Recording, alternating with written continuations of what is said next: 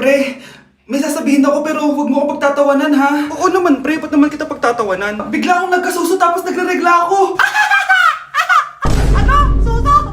Pre, seryoso nga. Anong gagawin ko? Sabihin mo na sa nanay mo Na ano? na nagdadalaga ka na. Bahala ka na nga! Anay, aamin na ako. Hindi ko talaga alam kung ano nangyayari sa akin. Parang nagiging babae ako. Nagkakasuso ako, tapos nagregla ako. Paano nangyari yan? Ano ba ginawa mo kagabi? Kagabi? Sakit na ulo ko. May gamot ba dito? Ito.